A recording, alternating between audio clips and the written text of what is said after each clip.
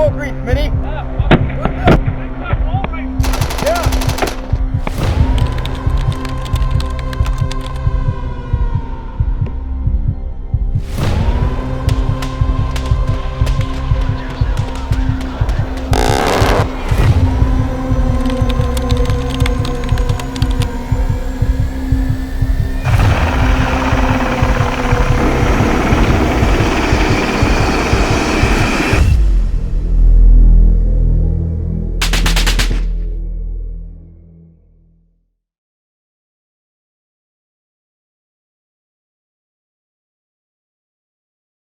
Our mission in Afghanistan really commenced on 9/11 after the terrible attack on the World Trade Center by terrorists who took the lives of more than 2,900 Americans and foreign nationals, including Canadians.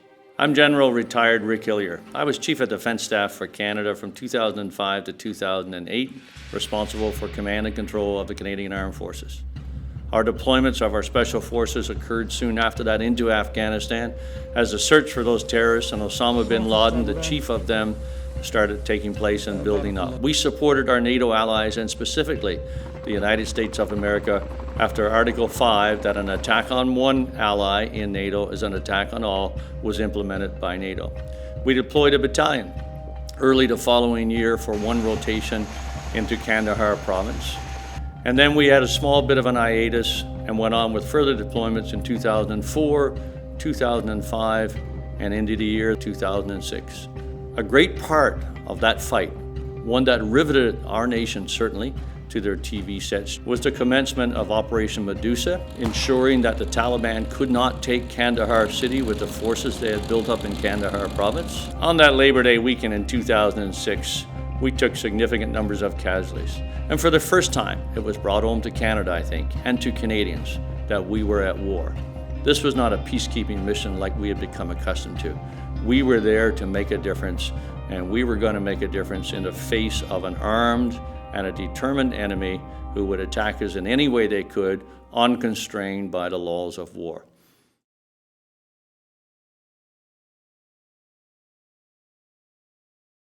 The day that I arrived in Kandahar along with my RSM, Chief Warrant Officer Bobby Gerard, as we landed in Dubai to get to the tactical airlift in, the first thing we heard is 4 Patricias had just been killed at the White School.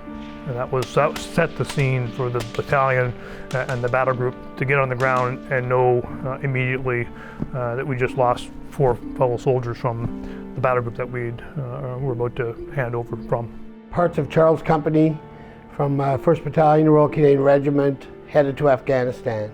We were a platoon plus the company headquarters, and when we arrived in Afghanistan, we embedded with the PPCLI, the Princess Patricia's Canadian Light Infantry Task Force that was already on the ground in Afghanistan. My first impression of the soldiers from PPCLI is that they looked hardened, they looked ready.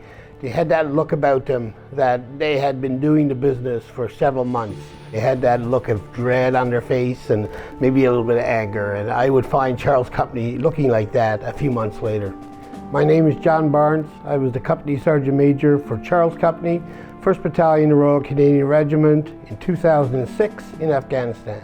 We arrived in August in Afghanistan and did our handover with Charles Company, 1st Battalion, Princess Patricia's Canadian Light Infantry. Their company commander, Major William Fletcher, handed over to myself and my command team. My name is Matthew Sprague, and in 2006, I was the officer commanding Charles Company, 1st Battalion, Royal Canadian Regiment in Kandahar, Afghanistan. So about halfway through August, we started to get indications that the Taliban were making more or less a move into Kandahar. My company started to get drawn northward into the area of Kandahar to help out. Myself, my command team joined Major Michael Wright of Alpha Company in a place called Patrol Base Wilson. It was more of a fact-finding adventure than anything else, just to have a look at the area and see what was going on. At that time, we didn't know that Operation Medusa was going to happen. We had an idea that something was going to happen, but nobody, I think, really knew what. So we went up to Patrol Base Wilson and had a look at the the area we would eventually be going into as part of Operation Medusa, but from very much on the northern side. It was a handover in contact. So we were doing this handover, and it was quite common during the handover to be ambushed, to be shot at.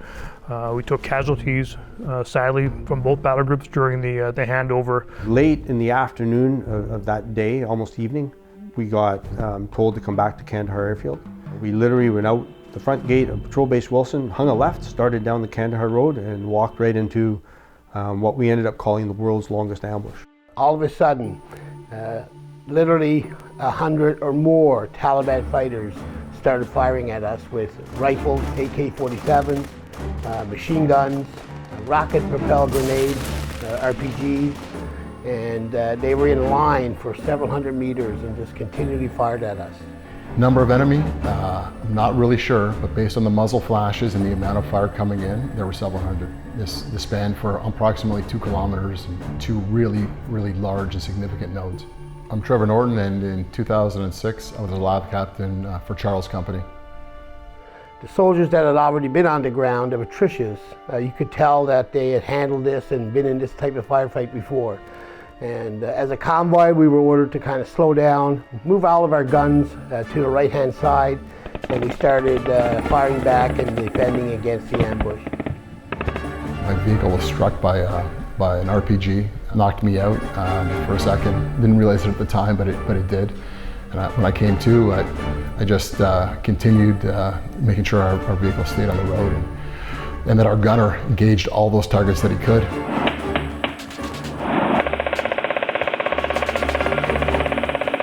And it was just a non-stop rolling firefight. We just kept moving forward, and the whole way is just the Taliban were firing at us largely from the south side of the road, and we kept firing back. We took some casualties. We had one signaler who was actually struck in the face by a bullet and was significantly injured, obviously, and then we had a couple others who were banged up.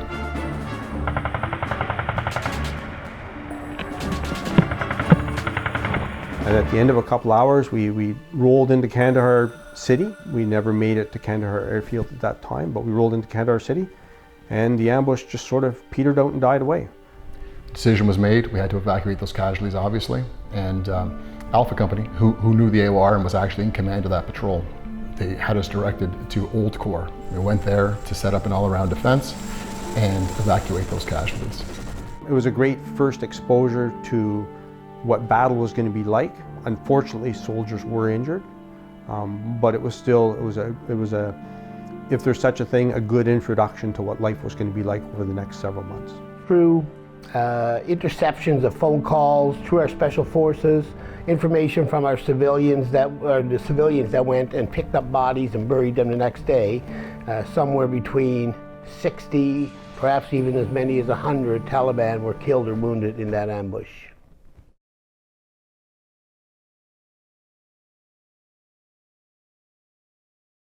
We finished our handover. 1st Battalion Royal Canadian Regiment took command, and Charles Company, of course, took command of our soldiers on the ground, and the Patricians all went home. The genesis of Operation Medusa actually occurred during that handover. As we were outside the wire, put to pull into a patrol base called Patrol Base Wilson, and as we wheeled into this fob, came under attack with Taliban mortars. One of the rounds landed, I think, a few meters to the left of my lav. My gunner was wounded. A piece of shrapnel went right through my C6 machine gun. A few other soldiers wounded as well. The point of it is when I asked the battle group commander, Ian Hope, I said, "How often does that happen?" And his response sort of startled me a little bit in saying that you could almost set your clock by it. And I thought, okay, then I guess we need to do something about that. That led to me giving orders to, at the time, Major Mike Wright, to say, okay, I can't give any orders right now to conduct operations because I'm still not in command.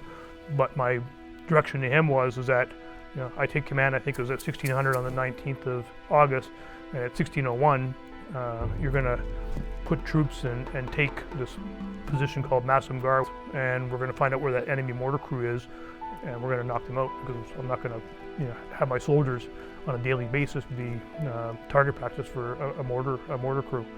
And that then led to Major Wright doing that, but then it elicited a fairly sizable response from the Taliban, estimates of 200, 300 Taliban attacking a mechanized company on it was in a high feature. It sent a message to me, to the brigade ahead above me, but more importantly to NATO, saying, hey, the intelligence picture that is being painted here of 50, 60 Taliban in the area is clearly erroneous. And even more importantly is the audacity. Like the audacity for, what's characterized as a group of insurgents conducting guerrilla warfare to try to take on a mechanized company that's got air support, artillery support, and everything else behind it. Was a pretty audacious act, and I think it surprised everyone, but it also sent a message that we need to do something about that. And within a few days, I was receiving orders from a NATO headquarters to start planning Operation Medusa.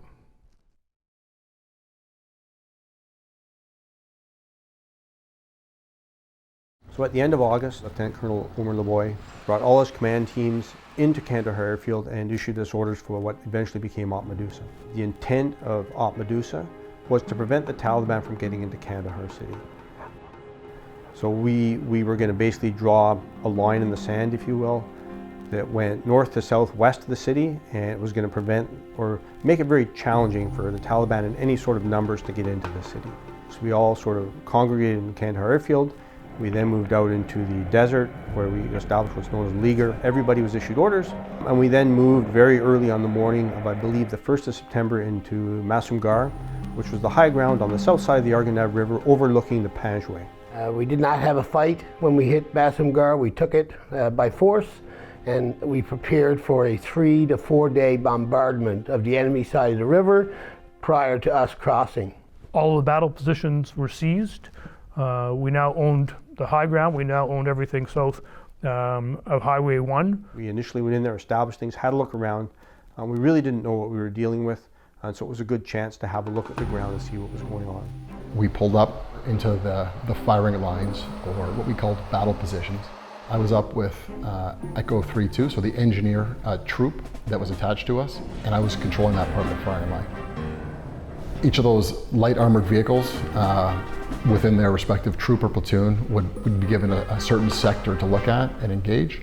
And as we pulled up, we gave that direction, and they started to engage on the far side.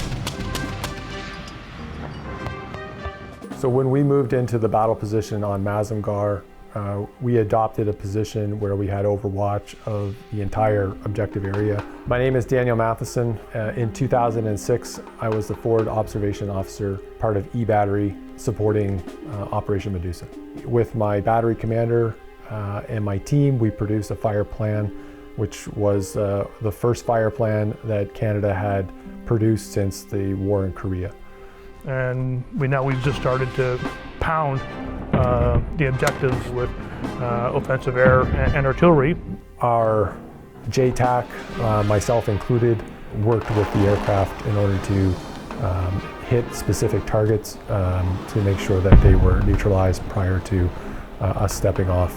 While we were in that battle position, we conducted a registration for the attack as the engineers created the breaches in order for the vehicles to get into the Arghandab River. During the day of September 2nd, we had been conducting breaching operations on the near bank. My name is Major Justin Behills. I was the engineer troop commander for Op Medusa in support of Charles Company. That day was very, very busy, very technical. We had dozers and excavators working throughout the day. The day was successful, and we were prepared by nightfall for the activities to take place the next morning. During that first day of bombardment, General Fraser arrived and indicated that he was pleased with the success of the bombardment, and then we understood at that point that we were going to go across early.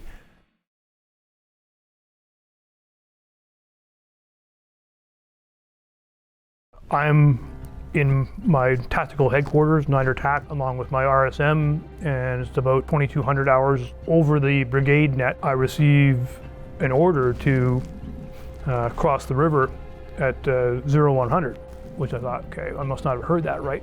So I get back on the radio to clarify, and it comes back, nope, 0100, 3 September, which is like in 3 hours from now. I had a bit of a conversation over the radio with my superior commander, which didn't go too well, and was essentially told, yeah, 0100 to cross, with no real reason why. You know, I countered back saying, well, that's 3 hours from now. We've conducted no reconnaissance. The most reprieve I could get in the end was, you're going to cross at first light. In the end, we're soldiers and we follow orders, and I was able to buy a little bit of time. Orders changed very quickly. After one night of bombardment and firing from our side of the river, we were told that at first light we were crossing the river. Something that was planned to be a large-scale deliberate attack, something that was well planned out, all of a sudden became perhaps something that would be called a hasty attack. On that decision, I gathered my team, and I talked to my battery commander. We developed a fire plan for the next morning in order to support Charles Company as they crossed the Arkanab River. In my opinion, the objective was not prepared for us to seize, because we had not done our full preparations. For reasons unknown to us, got told we had to cross originally in the middle of the night on the 2nd, which was to us a bad idea. And then we were told, okay, you could go first thing in the morning of the 3rd of September. And our task was to cross the Arkanab River and to take objective Rugby, which was a white school hidden in amongst compounds and marijuana fields that had anywhere from dozens to hundreds of Taliban, we expected. On the morning of 3 September, first light, we crossed the Arkanab River with the engineers leading us so that they could breach the opposite side of the river. At the moment of H hour, the moment of departure, the guns began the fire plan. The fires were very accurate on the objective areas and the targets that we had selected. Went through the near bank breach without incident, and all the vehicles started streaming across. As we got across to the far side, the engineers were breaching. They're opening the route for the rest of our vehicles. We then start to push the company through. Went up the other side into a bank and established a bit of a foothold on the Taliban side of the Arkanab River. When we rolled through the 2 breaches that the engineers had dug, the order was given to move into line abreast, which means you're all lined up side by side. I'm Captain Scott Fawcett. In 2006, I was a sergeant section commander with 7 Platoon Charles Company during Operation Medusa. So 7 Platoon went across the ditch towards the White Schoolhouse. 8 platoons on the south side, they went towards a small collection of buildings on the side. And on the north side, my LAV captain, with a bunch of the Afghan National Army forces, performed a sort of a protective shield on the north side so that nobody could get us from there.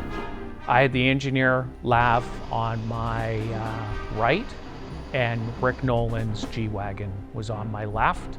Once we did cross the river, we dismounted and we began walking in an extended line towards the White School. My name is Bruce Monker, and I was a light infantry soldier with Charles Company, 8 Platoon. I took part in Operation Medusa and was part of the Crazy Eights. I was in the back of the company commander's light armored vehicle, and I had him stop his vehicle so I could get out and dismount onto the ground. Things were very quiet. It was almost eerie. Eerily quiet.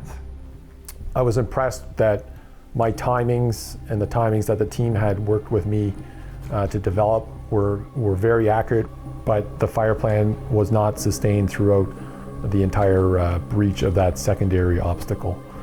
As we advance, and this is one of the things that has lived with me to this day, we weren't shooting. We had been shooting the night before. We had killed multiple enemy on the far side, but the vehicles, the company, we weren't shooting. No enemy were firing at us. There was no fast air, helicopters, artillery landing. It was a beautiful morning and everything was quiet. The Taliban, in this case, they had incredible fire discipline. They waited until we were in their killing zone. That lull between using artillery where I think the enemy had the chance to get their heads up and attack Charles Company as it was breaching. A Taliban soldier climbed on the roof of the white schoolhouse, fired a flare, and that signaled the start what essentially became the battle that followed. But it was at that point that all hell broke loose. All hell broke loose. All hell broke loose.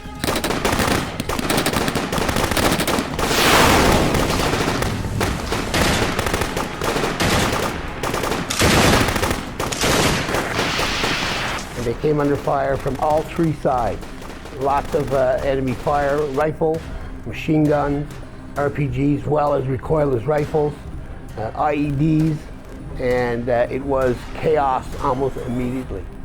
On the left of the company headquarters, we've got 7 and 8 platoon. 7 platoon the furthest far forward, and they're in the killing zone, in the heat of the battle.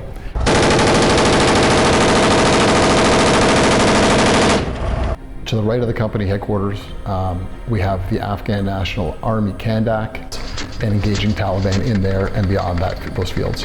And then I remember looking over at the engineer lab, and the next thing that happened, the entire bustle rack, they just flew apart. Within a few seconds, over the radio, I heard of our first casualty. Sergeant Stashniak, who was our engineer sergeant that was leading our engineers and clearing our route, his vehicle was hit with an RPG, and he was killed. At some point in time, I remember looking over to my left and seeing the G-Wagon, and the whole side of the G-Wagon was black. And that's when I realized that the G-Wagon had actually been hit.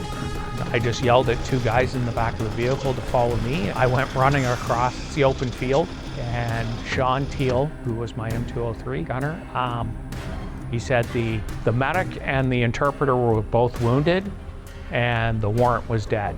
Quickly dealt with the 2 wounded, the interpreter and our medic, and then I went around to the side of the vehicle that wasn't getting hit so much. It's where Sean had pulled Rick's body out of the vehicle. I went to check him out because I figured, he was still alive, and unfortunately he had passed in the initial RPG hit to the side of his vehicle. Warrant Officer Rick Nolan, a good friend of mine, a fellow Newfoundlander, one of my best platoon warrants, and perhaps one of the best platoon warrants in our regiment, was killed. And the Taliban got us into their kill zones. Then all hell opened up, and the Taliban began firing onto the troops, and they were well enough concealed. It was sort of a big marijuana field, so they could really use the cover of that. We really couldn't see them. My crew commander, Jeff Price, realized that there was a low 4-foot high wall about 150 to 200 meters to our front, and that's where we were getting all our fire. So Jeff had started using the 25mm cannon, and he was stitching his round across the top of the wall to keep their heads down, but eventually he just started hammering the rounds into the wall itself. M203, Smitty. Yeah. We knew casualties were being taken. We knew that things were getting blown up around us, that things were not going well. But we did everything that day to press the attack. Even myself, with night attack, I was in a position where I was able to put fire onto the objective with the cannon, but it was almost like more spec fire than it was being able to identify targets. I was running around trying to figure out where I was going to put casualties, because that is one of my jobs as the company sergeant major. So I looked at a large Zettelmeyer, which is a big dozer with armored plates. And behind the vehicle, people were already starting to drag casualties because it was the biggest, hardest spot to hide behind in a moment of fear. Realizing we have casualties, my task transitions to siting a helicopter landing site to evacuate those casualties. As I get back to the helicopter landing site, I select a good one, flat ground, and I give the wrong grid. The OPSO comes on and tries to correct my error, and I give the wrong grid again. Finally, the OPSO directs that I correct myself and I give it the correct grid. I hand off that helicopter landing site security to the engineer, a sergeant major, who I tasked to control the helicopter landing site and secure it. I pull up beside Major Sprague's vehicle, so the company commander's vehicle, and my team is engaging all the targets that they can see. At one point, there's a massive, it's almost like a ghost that sort of falls from the sky, that comes down from the top and lands in front of my vehicle and the OC's vehicle. I didn't know what it was at the time, but Trevor, my vehicle's driver, started screaming over the radio, "It's a bomb, it's a bomb, a bomb's just landed in front of us." I remember feeling the ground shake and seeing it spike like a football and going up into the air. I remember seeing it and I closed my eyes expecting it to explode there, and it didn't, and it just dropped. 500 pounder just hit and it didn't go off. It's about 55 meters in front of us. When you're in the midst of a firefight, the last thing you expect to see is a bomb dropped by one of your friendly aircraft land on top of you, and it sort of did. Had that have gone off, it would have killed a large percentage of Charles' company, including the company headquarters. There's no doubt about that. I'm telling you, this was enough where I knew that if that bomb had gone off, I would be a ketchup stain. I moved to the casualty collection point and I started identifying who the injured were. I was doing this when a hand grabbed my shoulder from behind. I turned around and Warrant Officer Frank Mellish from Prince Edward Island was standing behind me and he was yelling at me, "Sergeant Major, we need to go forward and get Rick's body." Rick was Rick Nolan, the soldier the warrant officer had been just killed. Rick's body had been left behind in a lab. Next to him was one of his soldiers, Private Cushley, a young soldier from Ontario who was with Frank when they were trying to get forward to help Rick. I said, "Frank, stop. We don't have time right now to go forward and get Rick's body. Our job is to look after the people that are alive." I'm not sure what happened next. Then everything went blank. I remember flying through the air or floating, and I remember hitting the ground hard, hitting my head. When I opened my eyes again, people were pulling at me, and people were pulling at my body armor, sliding their hands under me and turning me over, and I was panicked. And I turned around and I saw everybody at the casualty collection point was gone. I had trouble breathing. I couldn't hear anything. My head felt like somebody had just kicked it, and I had no idea what was going on. I had no memory of where I was, what I was doing. Slowly it started to come back, and I realized and I remembered what had just happened. From a rocket hit the side of the Zettelmeyer and exploded. It injured Master Warrant Officer Barnes, and unfortunately the same explosion killed Warrant Officer Frank Mellish. People were grabbing me and trying to drag me towards the light armored vehicle, and I realized that I'd been injured.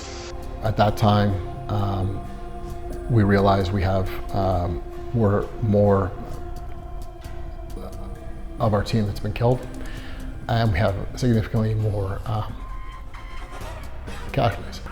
You know, and the thought that went through my mind when it was Frank Mellish, who I got to know pretty well, and Rick Nolan. Rick Nolan was my brother's best man. And I thought, okay, you know, how do I tell my brother I just got his best man killed? You gotta remember, losing 2 warrants in one day is tantamount to chaos. And this hadn't happened since Korea or World War II. Myself and the OC are closest, and so those casualties, those who can walk, are brought to our vehicles. One of those casualties is Sergeant Major Barnes, and I remember seeing him being helped to my vehicle. He walked to the vehicle, but he was clearly banged up, as were several others. They piled into the back of my vehicle. I remember sitting in the back of the lab, and people were trying to make room on the ramp for other injured. And I reached out and grabbed the arm of one of the dead soldiers. And there was something about the face that I recognized, and I thought, it looks like Frank. That looks like Frank Mellish, another one of my platoon warrants. A great soldier, a great Royal Canadian, and my heart sank. And I started to cry and sob. I couldn't believe that Frank was dead. I felt guilty. At the time, I felt like a failure. I was angry, mad at myself. And to this day, there is some of that blame that remains. One of the things that throughout was extremely helpful was the support we received both from artillery and from air support. The artillery were phenomenal. They were just, our guys were magnificent. If we called for fire, it happened. They were very responsive, they were very accurate, and I know that must have just been painful for them to sit on the other end of a radio and listen to all this stuff, and they were doing their best to help. As the casualty collection point started getting larger and larger, I started getting assets so that I could start extracting the casualties. And the Americans were providing the helicopter support, and I think the Brits also provided a Chinook. So at that point, in all the chaos, I got on the radio and talked to Lieutenant Colonel Omer Lavoie, the battle group commander, who was a phenomenal leader. And we talked through about what was going to happen next. And he left the decision up to me, but was fully supportive of whatever I decided. At that point, I thought, you know what, we've probably done as much as we can do. It's time for us to leave. But we couldn't leave because without retrieving Warrant Officer Nolan, I just basically lined up the whole company, and we put down the wall of fire that was unbelievable. Like everything that could, and fire did fire. A select group of brave soldiers went forward, retrieved Warrant Officer Nolan. We loaded him into another vehicle, and the entire company then just moved back across the Arghandab River. At some point in time, we got ordered to withdrawal. We were able to, in the end, with the help of some significant sized bombs from the U.S. Air Force, to drop those, buy some time, break contact, get the casualties across the river. Most of the vehicles across the river, although some of them stayed on the enemy side, we had to destroy those. So we withdrew from the position on the 3rd. We rendezvoused with everybody in the center of the Arghandab. The entire company moves back to an all-around defense around the helicopter landing site. It wasn't until after I cleared all our living casualties, and they had all been extracted out, that I started dealing with our 4 dead. And that's when I had to go over and confirm everybody's identity, move them into their body bags, and then I got a Bison Am to come forward to take their bodies to the rear. And so we loaded up Frank Malish, Rick Nolan, Cushley, and Shane Stasnik's remains, loaded them up onto the back of the Bison Am, and the Bison Am moved off to the rear. It was probably late in the afternoon by the time we got ourselves back onto Mazumdar. And so you're on the side of this hill overlooking where this battle had happened. At the time, it's hard to put into words at the time what it meant to lose soldiers in the company. Never mind the importance of the soldiers we lost, because every soldier is important. But to lose 2 platoon warrant officers, to have your company sergeant major injured, and it was a bit surreal. I know the challenge for me was trying to get everybody focused that, you know what, it was an unfortunate circumstance, but we still had a job to do. Every soldier at the time realized that. Nobody said, oh no, we can't do this, and no, there was definitely no quitters. Everyone was ready to go, and everybody wanted to go forth and do, to finish the job, if for no other reason than just in the memory of those soldiers that had fallen that day. But it was hard. It was hard to lose, you know. The leadership, there was a lot of leadership that had been injured and killed that day. But other soldiers stepped up, and nobody complained. It was a solid team. You know, there's no one person that's more important than anybody else. Everybody stood tall, and everyone deserves to be proud of what they did that day, because I don't think I ever saw anybody falter.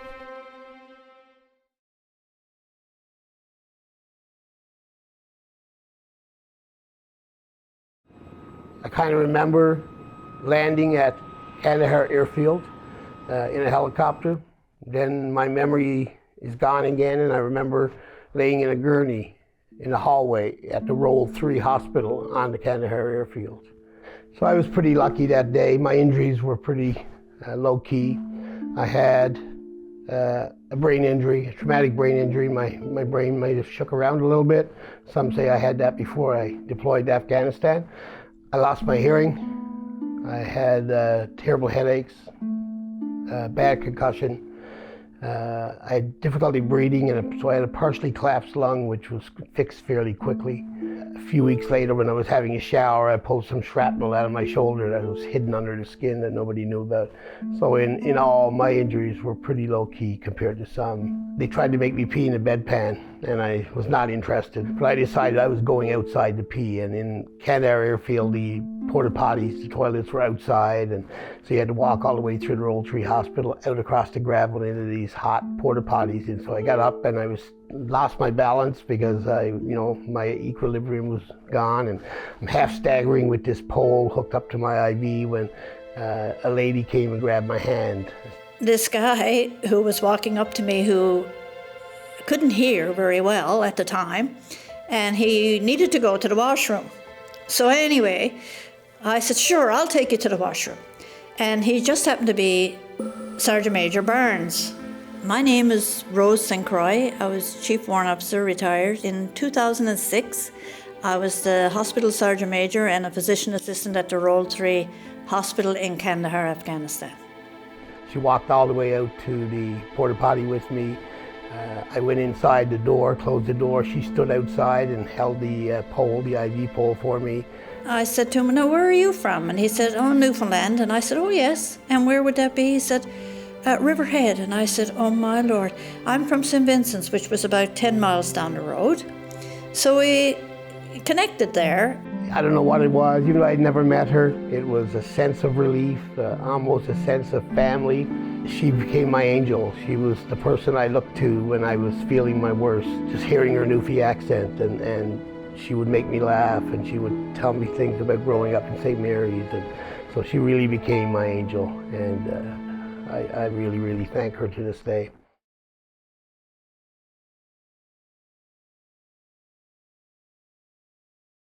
On 4 September, there'd been A-10 strikes all night and early morning. They'd been strafing or doing basically gun runs with those cannons throughout the night and early morning. My JTAC was still working with some aircraft. A series of A-10s had been pushed to us throughout the night. We had been very successful using those assets. That morning, as is typical, we were burning our garbage in a garbage fire. The soldiers had all gotten up. It was nobody was racing around. There was no real panic. I'm not even sure there was a sense of apprehension as much as there was just a desire to get on with it. The drill was, in those days, we would burn all our ration packages. Ration packages are paper and some foil and stuff. We would burn all that before leaving an area. Just as I was about to give confirmatory orders, and I was on Masamgar in my battle position. I had just ducked my head into the turret of my lab just so I could use the radio. I was getting out of the turret to adopt a position of observation to watch the guns fire, and at that very moment, it was just this flash and sparks and heat. It was like a million sparklers, blue sparklers going off while somebody's beating you in the head with a baseball bat. It was like those kids sparklers, a real loud noise and like a giant kid sparklers.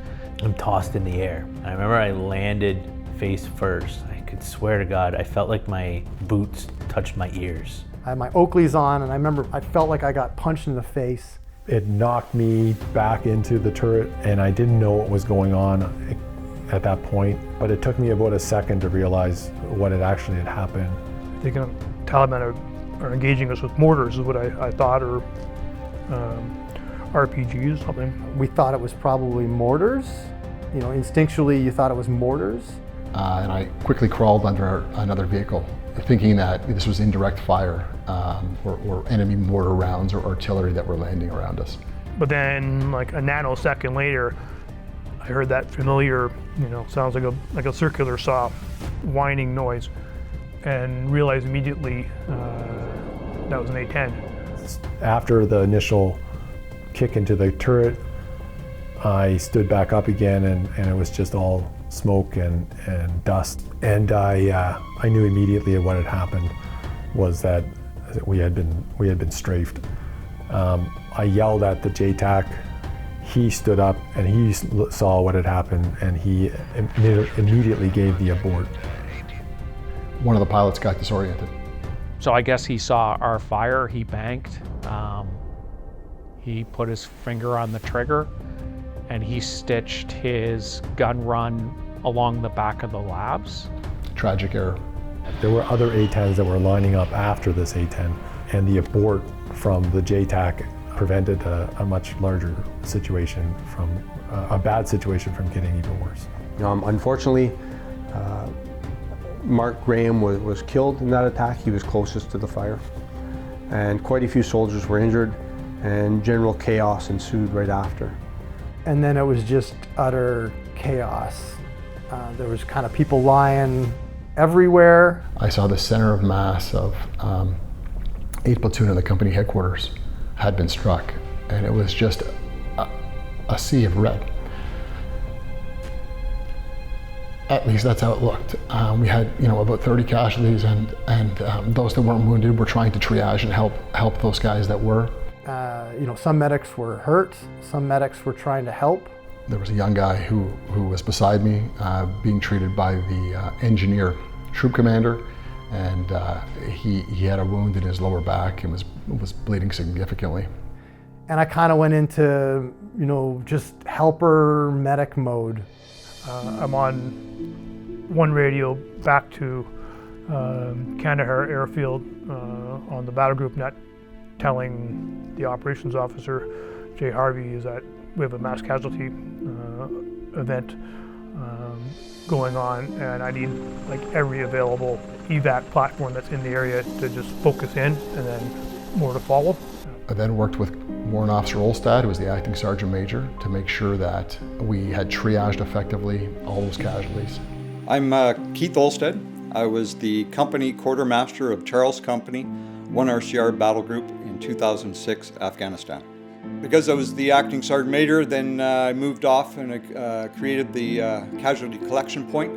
It took multiple helicopters to get all our casualties out, and Warrant Officer Olstad coordinated all of that. The company quartermaster sergeant, who had taken over as the company sergeant major, was wounded. He took a head wound.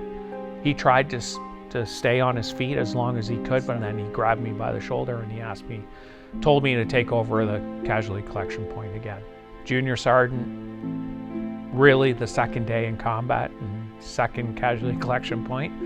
Basically, we took off all the casualties, and finally I myself was wounded. I went into the Chinook. That portion of Charles Company was scattered all over the province, as the Roll 3 couldn't handle all of us at the one time. Soldiers did amazing things. First aid training is what it is, and all the soldiers must have learned it very well because they just sprung into action. And I always remember, walking around and covered in blood, and it took no time, and somebody wrapped me up in a blanket, and the next thing you know, I was bundled away and I was back in Kandahar airfield. We had 39 people who were wounded. We started calling in air evac. It wasn't long until I had my first evac helicopter arrive, and we were able to get almost all the casualties out. Once all the casualties were gone, I dealt with Private Graham's body. Had to do the exact same thing, had to confirm who it was through dog tags and actual visual, put him into his body bag, and then called up a Bison Ham to take his remains to the rear. So that A-10 incident really impacted my team and myself. It was a really terrible day. There's not really isn't a day where I don't think about it. I don't ever not think about Mark Graham. So it was a tough day.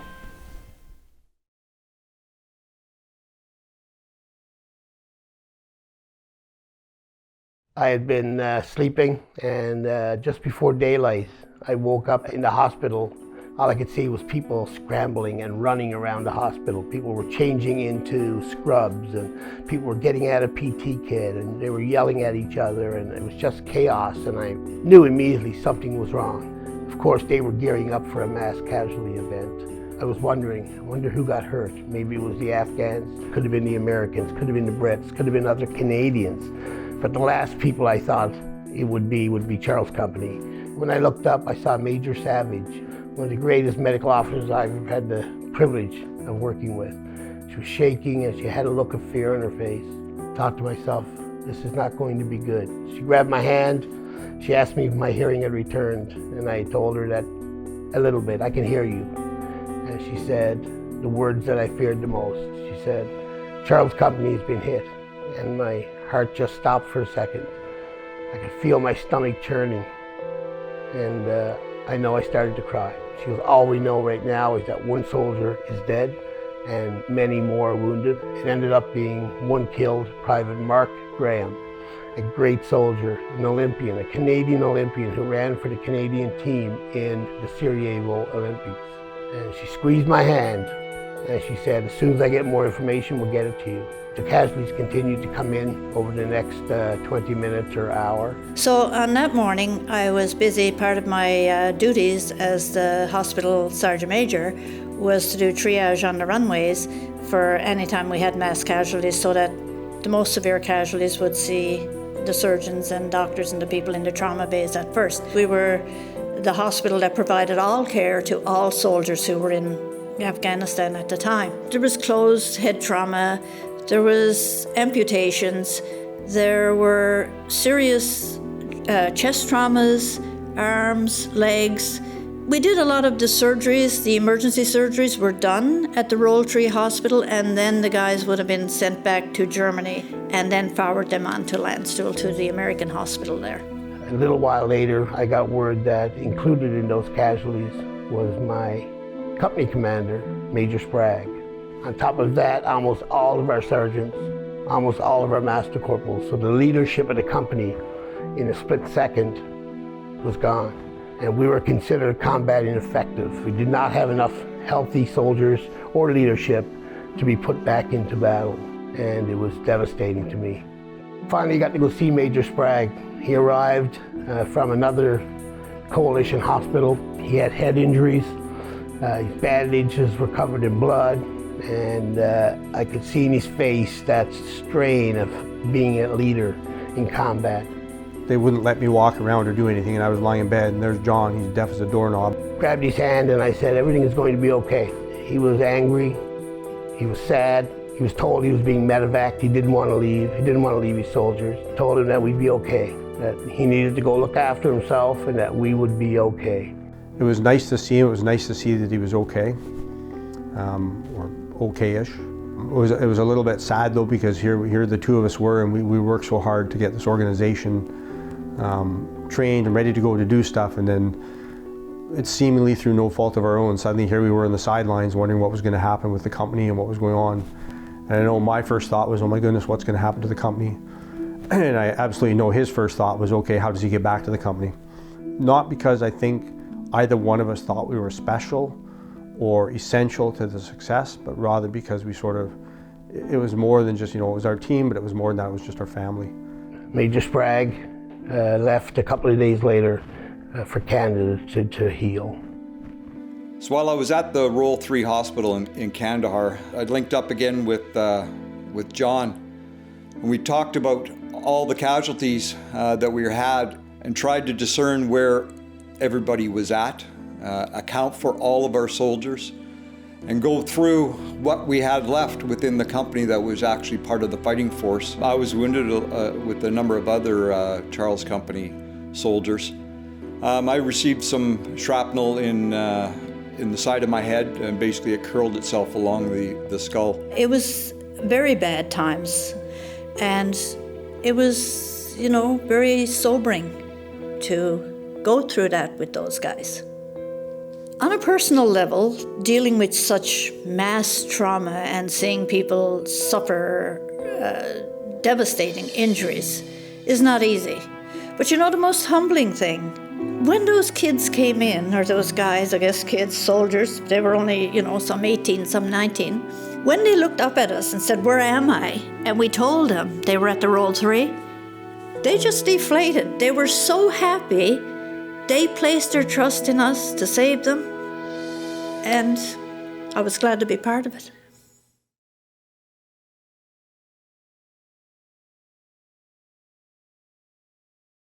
It was the Labor Day weekend, and I was up in North Bay, Callender actually, just south of North Bay, helping a good friend of mine, fellow soldier Ron George, putting a new roof on his house.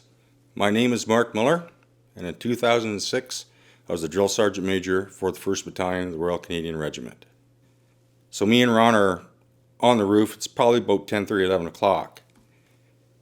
We get a phone call, and Michelle, Ron's wife, comes out and says, Mark, the phone's for you. I get down off the ladder and I grab the phone. And it's one of my senior NCOs back at 1RCR saying, there's been an incident in Afghanistan. And you're not going to believe the names of the individuals that were involved in this. I was quite shocked when I heard that Frank and Rick were killed. I knew Frank as a young corporal in the Airborne Regiment with me. He served with me in Somalia and a little bit of time in 1RCR. Both those young guys were outstanding warrant officers. By that point in time, he had already gone through all the practicing that we needed to do to get ready for something like this. It's time to pack up and head back to PET. So when Frank deployed, like every other soldier, there's somebody left behind holding the fort, keeping the home fires burning, and that was me. My name is Captain Kendra Mellish, and in 2006, I was married to Warrant Officer Frank Mellish. We were in our new home, like every other Sunday.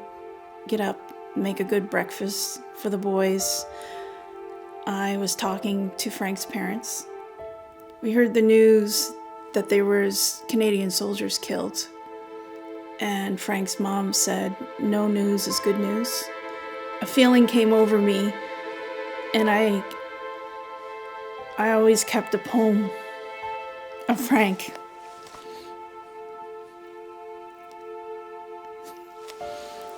And I read that poem. And I said to myself, I know it's you.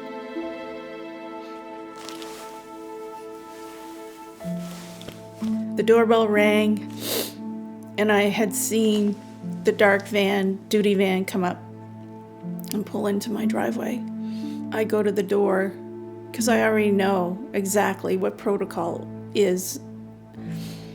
And I stepped out on my front porch because my kids were behind me saying, who is it, Mommy? Who is it? Who's at the door? And the dogs were barking, so I stepped out.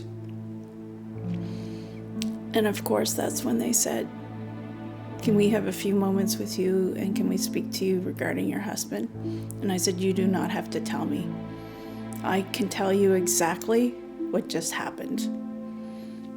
So when I took the kids aside and I told them that their daddy was killed in Afghanistan, my oldest one at that point, because prior to Frank's deployment, Frank said to my oldest son, if anything happens to me, you'll be the man of the house. And my oldest son responded to me, I guess I'm going to be the man of the house now, Mom.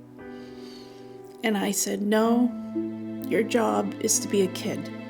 I will look after the adult stuff. I didn't cry. I was trying to protect my children. And through that process, my head was going into action mode, so to speak. I was more concerned about, okay, what do I have to do next? I knew we then had to go, make arrangements, pack bags, go to Trenton. I knew what was ahead of me, and I had to think very quickly and fast, and who I wanted to be beside me on this journey.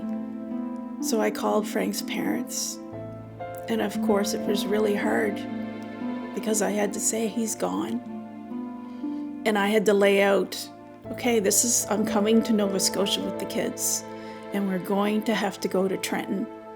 We're going to go through a repatriation service in Trenton,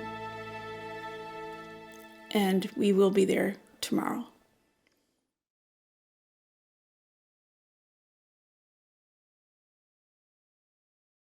The wrap ceremony in Kandahar airfield is when we place the bodies of the fallen soldiers onto the Hercules aircraft for their flight back to Canada. It's an extremely dignified event, and every country who has a presence in Afghanistan sends a contingent to the ceremony. Everyone who was able to leave that hospital that morning, and some who weren't even supposed to, attended that ramp ceremony. There were soldiers on gurneys. There were soldiers hooked up to life-saving machines who fought their way out of that hospital to be at that ramp ceremony to say goodbye to their buddies. That was a very proud moment for me in a devastating time to see that. Major Sprague said that he wanted to be with his men. He wanted to go to the ramp ceremony, and he got into quite a heated argument with the American ambulance driver. And I remember Sprague saying, "You're a corporal, I'm a major. I'm ordering you to let me go be with my men." And he looked at me, he's like, "Are you coming?" And I said, "I'm right behind you, sir."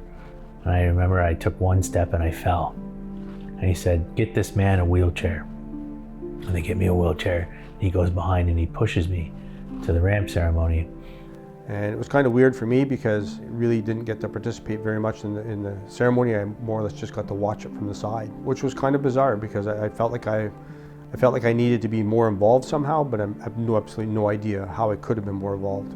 As it was, it was the right thing to do, but it was a very sad moment in that tour. We formed up out on the parade square. There was literally perhaps thousands of soldiers from across the coalition. And the caskets of Warrant Nolan, Sergeant Stashniak, Warrant Mellish, Private Cushley, and Private Graham were brought one after the other and marched across in front of us.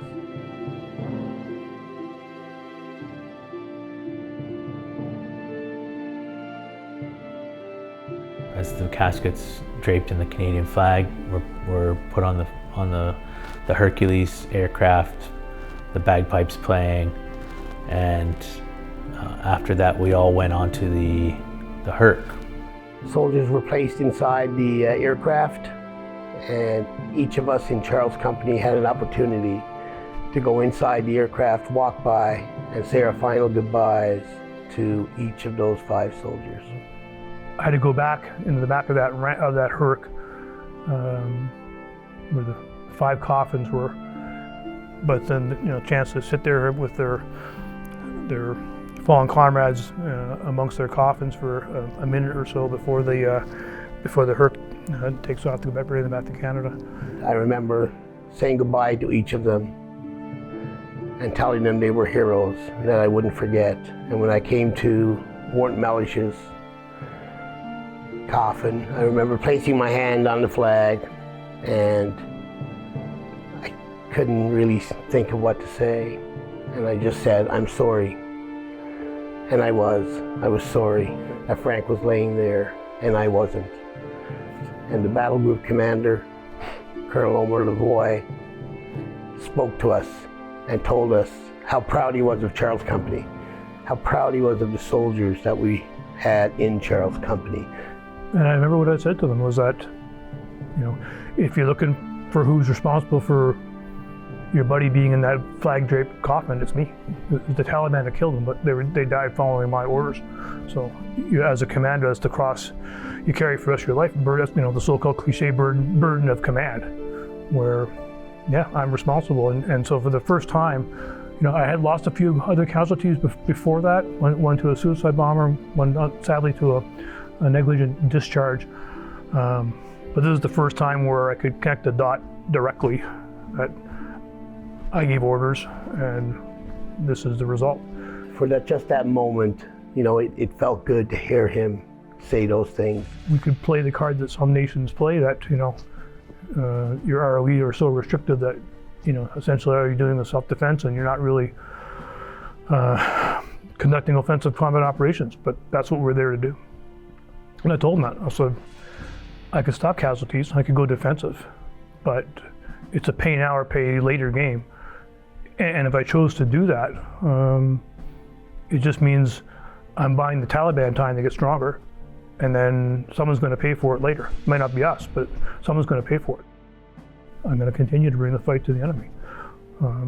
And to a man, and sadly I had to give that speech a few times, And I certainly had to give it back when we got back to Massam-Gar to rally the troops to keep going after really bad days of the second, third, and the fourth rather. But to a man, the soldiers always said, "Sir, it's like, this has strengthened my resolve to keep fighting," because they didn't want to have their buddy die in vain. Major Sprague gave a speech and he talked about, it's time for the next man up. Remember your training. This isn't it. This isn't over. Charles Company will come back. Charles Company will be stronger than ever. And it was just like one of those speeches where it was goosebumps. We left the aircraft.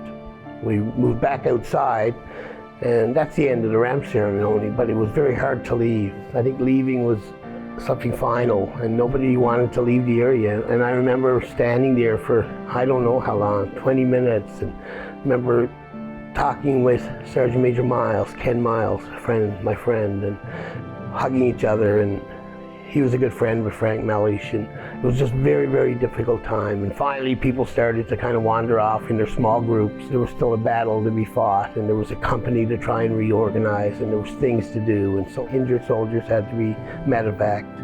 The ramp door closes, and the plane leaves. The ramp ceremonies were certainly some of the hardest things to get through, for sure. No more time to mourn, no more time to be thinking about them, because we had lives that we needed to save.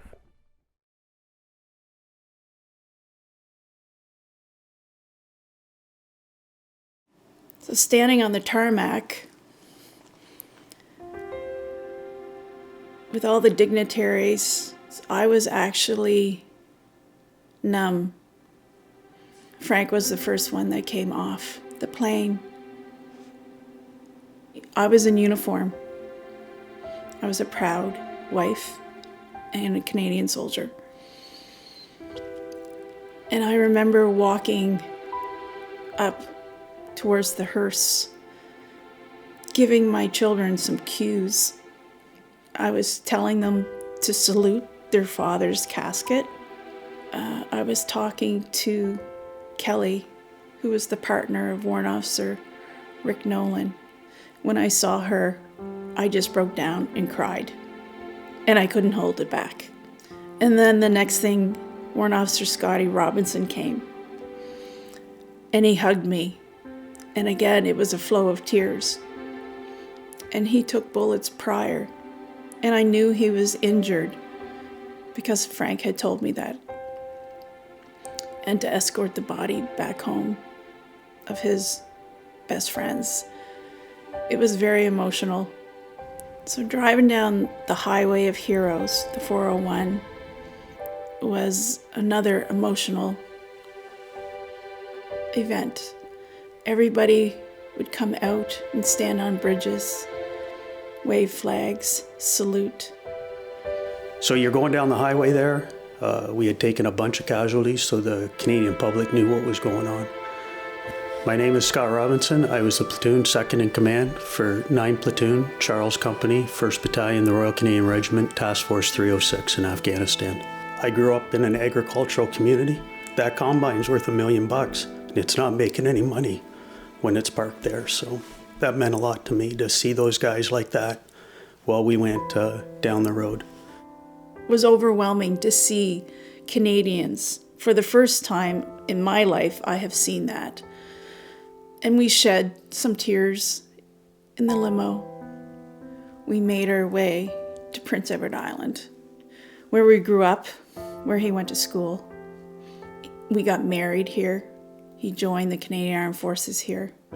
And of course, he would be buried here. I knew it would be a military funeral.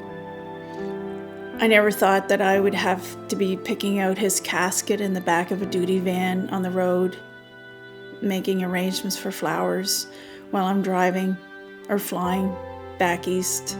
Luckily for me, at that time, I had his cousin, Sergeant Michael McNeil, with me, and his other cousin, also from PEI, Captain Robbie Tessler, also RCR.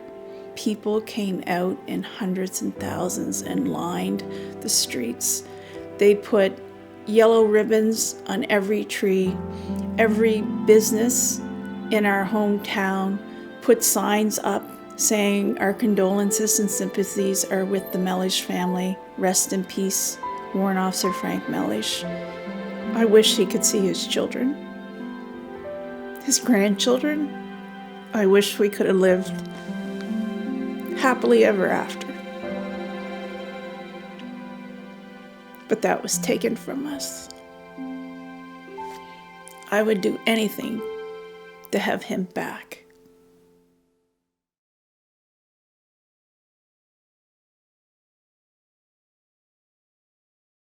So while I was waiting to try and get back with Charles Company, they had reorganized themselves under Major Lozier, who was the armored OC.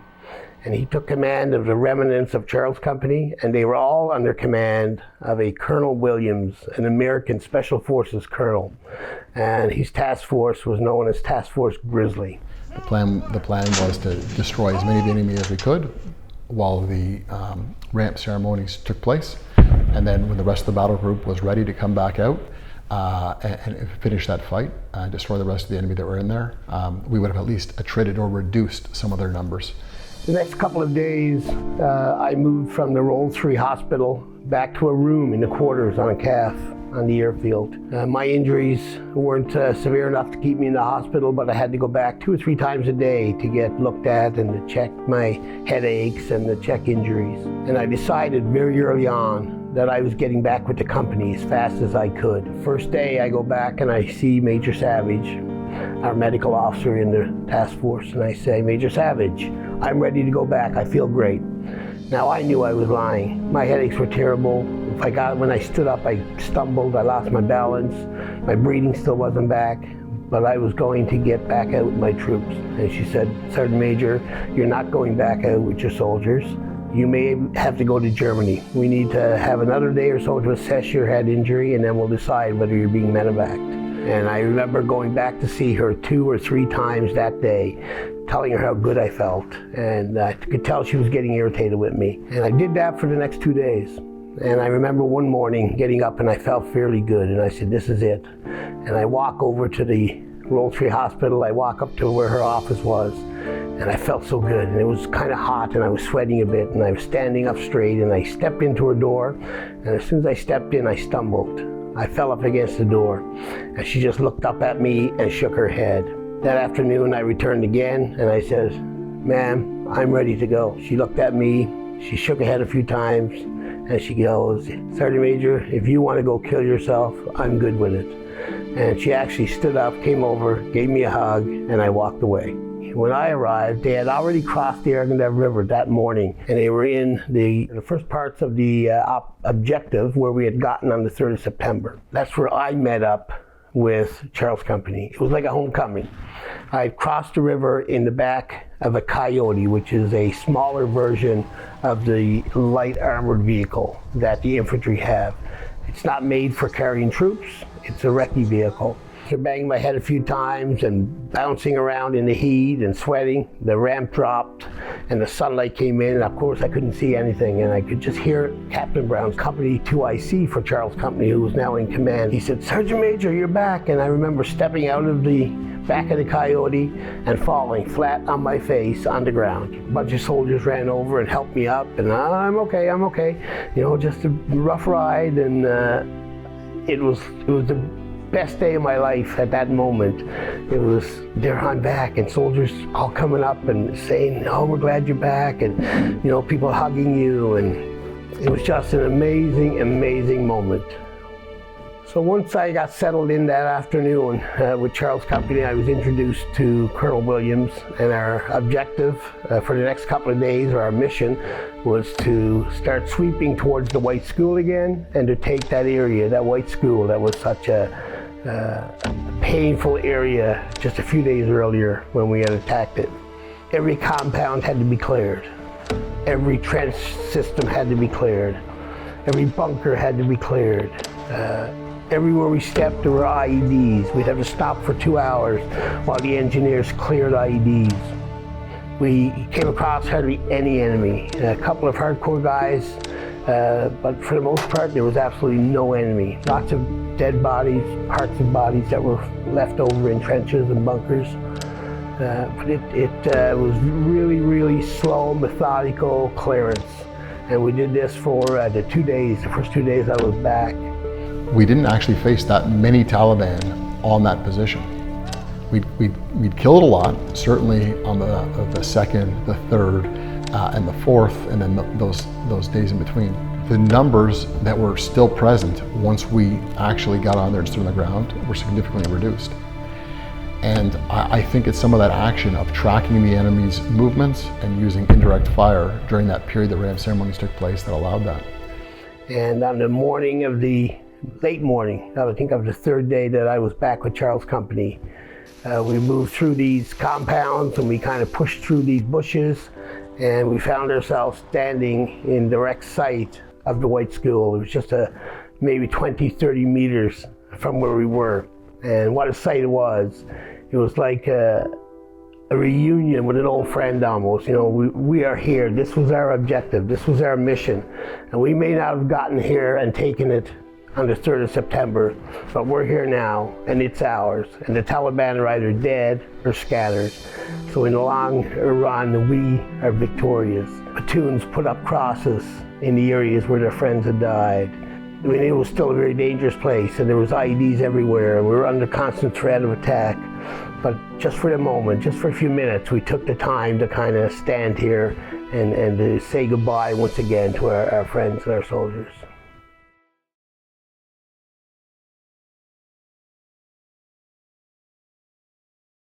The attack phase of Medusa was complete, and we were now into the phase that was called clearing.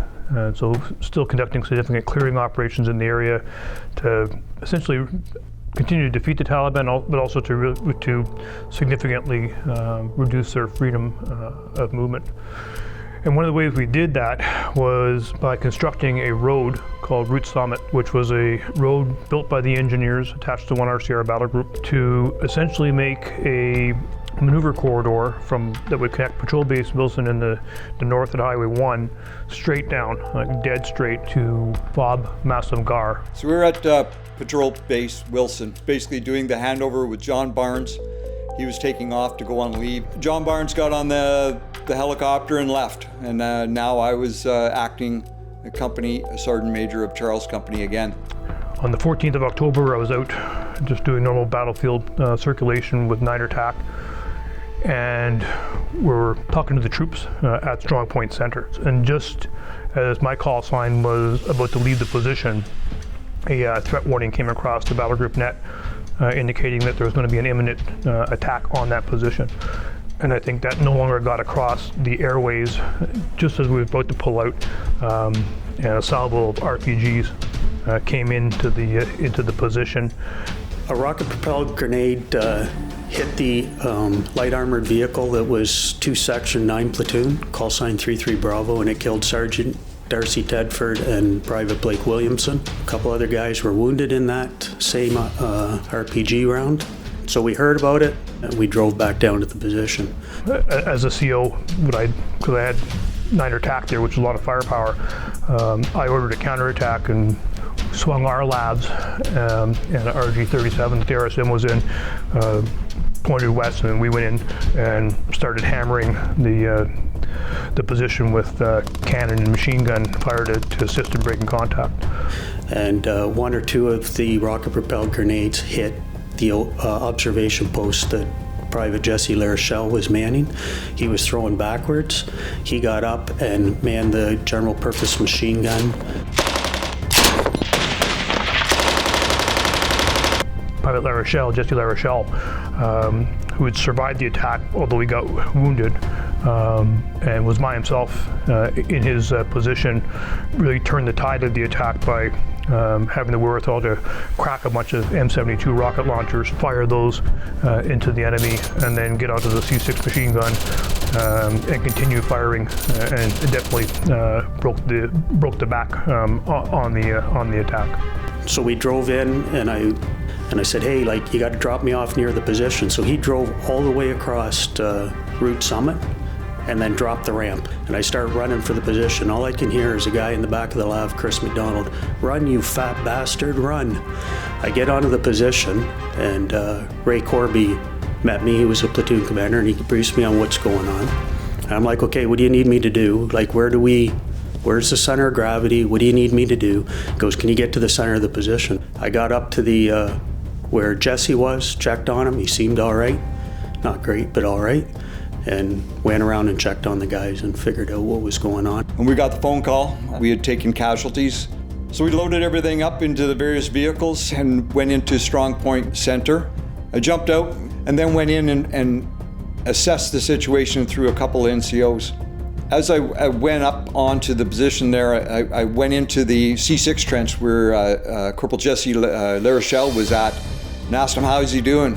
And he goes, "I'm doing all right. There's lots of enemy coming in. I need some C6 machine gun ammunition." "Good to go, I'll get it. I'm just gonna check on the casualties first." I moved into the position there and I saw the two soldiers that were laying on the ground that were killed in action. I broke the tabs off the two dog tags, collected them, and then it was a long day and evening getting all the pieces of 9 platoon with the handover, the derelict vehicles, and everything else with the dozer back to Patrol Base Wilson. It was later on that evening, it had to be at least 10 o'clock at night. I then handed off to Bobby Gerard as the CO and him were having coffee at the command center. I then handed off the 2 broken dog tagged stubs of Sergeant Tedford and Blake Williamson. And so we just hunkered down for the night, and then the next morning we cleaned everything up. A young Canadian, baby-faced young soldier named Jess Larochelle from Nipissing, Ontario, proved to Canadians that while we had not been at war for a long time, and while the heart of combat was very new to all of us, we had not lost those individuals who, when the need was great, could be brave, could be courageous, and could display valor in the presence of the enemy. During the fight over almost 24 hours, he was alone in an observation post for most of that time, engaged with the enemy who were determined to kill him and the rest of his platoon, wounded early into the fight, and yet despite all of that, despite running low and then out of machine gun rounds, and despite having to use single rocket launchers to continue to kill the enemy, he did not give up. When offered the opportunity to be relieved during a lull into the fight, Jess said, "No, sir, don't do that to somebody else. Leave me here, I'll stay. I know what the situation is, I'm used to it, and I'll stay." That kind of valor struck us all.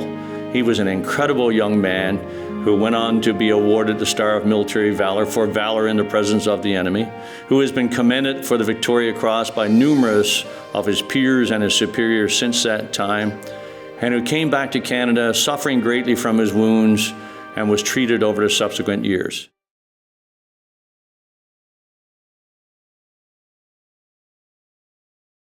Because I was injured and apparently my head was blown off, I was evacuated back through Germany and back to Canada.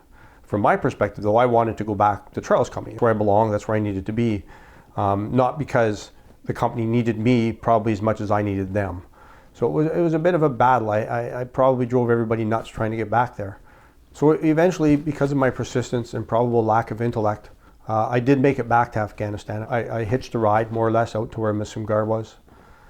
Got to Masumgar, ran into the company headquarters, and I was glad to be back. He was back, and we had not been informed that he was coming back. He had told us he was coming back, but we didn't think he would ever be back because these injuries were fairly severe. And I remember going up and the company quartermaster looking at me as well and saying, you know, words to the effect of, "Are you stupid?" But not really quite those words. "Welcome back to Charles Company," I said.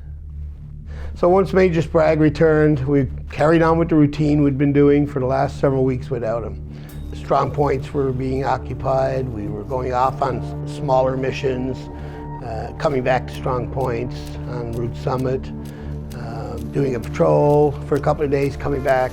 So, and every day, almost every day, we were hit by small arms fire, rockets, mortars, IEDs. It became a routine. On the 27th of November, started like any other day.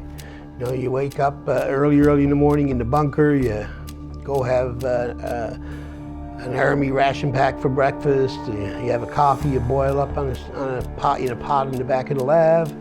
And we were sitting around, and as the morning went on, we were sitting and listening to the radio and what was going on. I remember that the battle group commander, Lieutenant Colonel at the time, Omer Lavoie, was coming out to visit everybody. And it was always good because it was always nice to see him. He'd tell us what was going on, he'd catch up on what things were going on. He always asked what support you needed and how we could help out and stuff like that. And we left Kandahar now with 3 lads and a bison. And I can't remember the exact order of march, but I know I was the first lav leading the patrol. As we approached the gates into Kandahar city, pretty crowded, built-up area, past a bunch of cars that were on the side of the road, and I could hear and feel this huge detonation behind me. And it was a vehicle-borne suicide bomber that had allowed my lab to pass and targeted the second lab in the order of march, which was Chief Warrant Officer Gerard's lab, and driven by his driver, Corporal Albert Storm. Looking behind me, seeing the bison come to a halt, at first glance it didn't seem like it was extremely damaged. Again, as the CO, first order was to get on the radio, send in a contact report, not knowing yet what the extent of the casualties were, call for a quick reaction force in case we needed. And that was a really tough 30 seconds probably, because on the one hand, I knew that my fire team partner was in trouble, but as that sort of duality of roles as a commanding officer, is that I knew that there were other soldiers that were able to get to him and do whatever they needed to do. And my job really was to, in that first 30 seconds, was to get the contact report out, get the QRF out, put out security so we don't take on any more casualties. Sadly, once that was hooked out of my lab, ran back to the RSM's lab, and immediately met by the sergeants major from the battery and the engineer squadron, and I could just tell by the look in their eyes that both Bob and Stormy had been killed in action. So we listened, and eventually we heard that there had been two what they term VSA, which is vital signs absent. To us, that meant 2 Canadian soldiers had been killed in action. We had no idea who it was at the time, because you didn't say names on the radio, you used numbers. And only if you had that list of numbers, you could tell who it was, but if you didn't have the list of numbers, you had no idea who it was. And that was probably the most difficult set of radio orders that I had given back now, to call in the 9-liner. Each soldier in the battle group is assigned a ZAP number on the back of their dog tags. It was palatable sending that sit rep and 9-liner back to battle group headquarters and reading Stormy's and Bobby's ZAP number, knowing that immediately they would know back at the headquarters that the RSM and his driver had been killed. And meanwhile, the entire battle group is hearing all of this on the radio, of course, knowing that 9er attack had been hit, but and knowing that 2 killed, but not knowing who they were. And all of a sudden, my heart stopped. I said, why isn't my friend Bobby Gerard, the RSM, that's his job. He's supposed to call in for medevac. That's his job. Why isn't he doing it? And my heart sank, and I'm thinking it must have been his vehicle. A tough time for the battle group, and certainly for me from a personal and a leadership perspective. Corporal Albert Storm was actually in my platoon when I first joined as a platoon commander, so I knew him quite well. Great guy, very, very plain, ordinary, unassuming guy, but heart on his sleeve, would do the world for you. And of course, Chief Warrant Officer Bobby Gerard is just a phenomenal gentleman. He's just an absolutely brilliant man. So a huge tragedy, I think, for the country. Even after all the stuff that the Charles Company had been through, I think that was still a pretty harsh blow. He was not just one RCR's Royal Canadian Regiment RSM, he was the battle group's RSM. And I had many people come up to me over the next couple of days and say, I may be artillery, but he was my RSM. Or I may have been armored, but he was my RSM. And I've known Bobby Gerard for many, many years. Not only was he my RSM, he was my friend and a good friend, and my mentor, Corporal Albert Storm. And everybody called him Stormy. one of the nicest guys you could ever meet, and picked specifically by the RSM to be his driver because of who he was. Such a great, great Canadian. I don't think I've ever heard anybody being talked about so nicely, so quickly by everybody across the board, from generals to privates. They couldn't believe that the regimental sergeant major was dead, and Bobby Gerard will always be in my memory.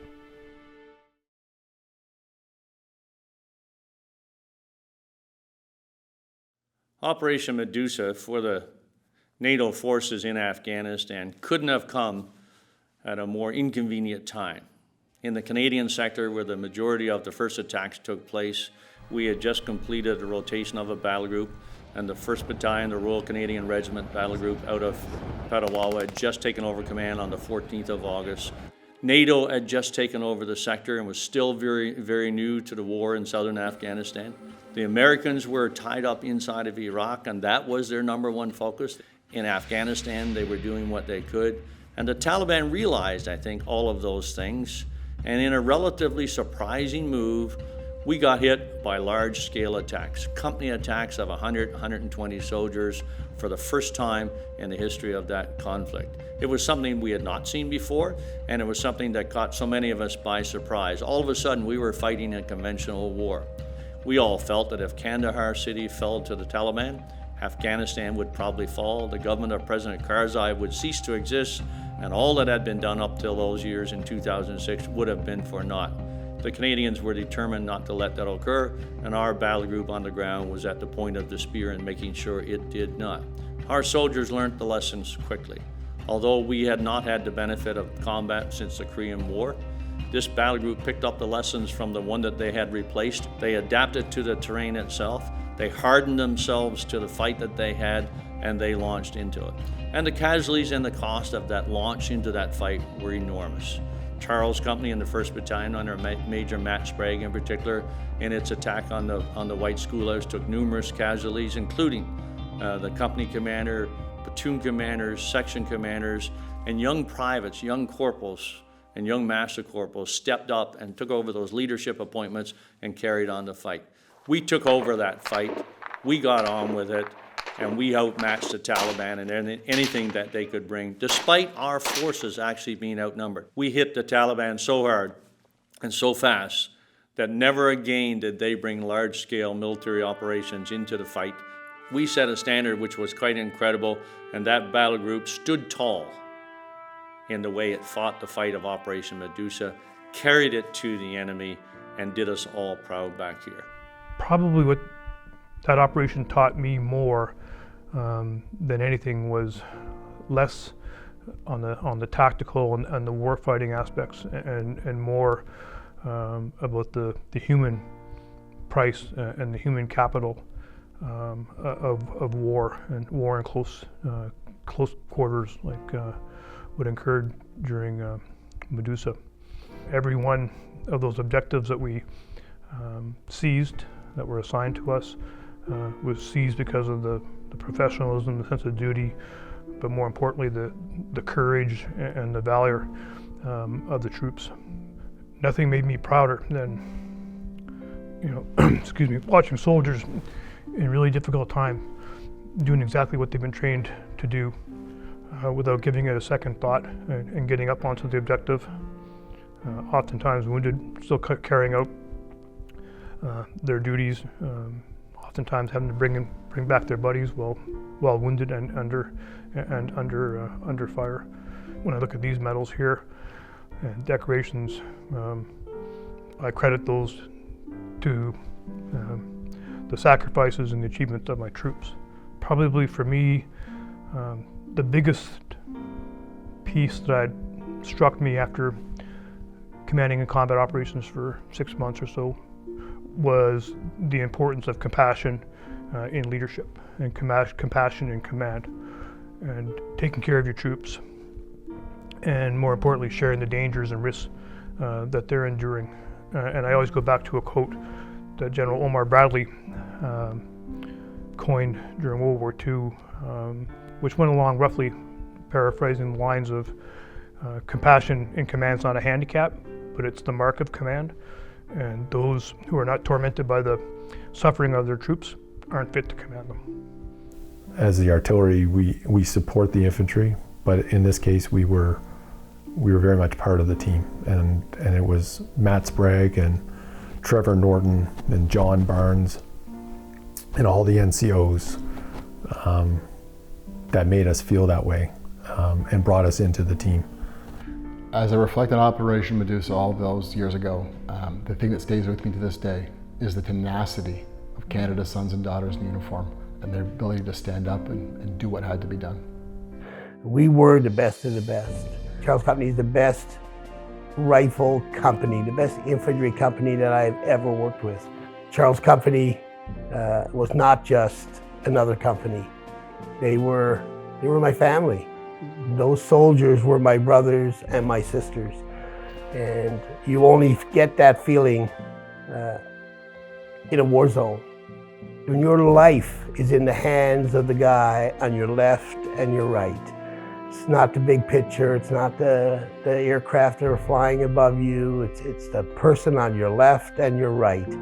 They are the ones you're putting your life in their hands. And there is nobody who I would have wished to be beside me than the men and women of Charles Company, the best of the best.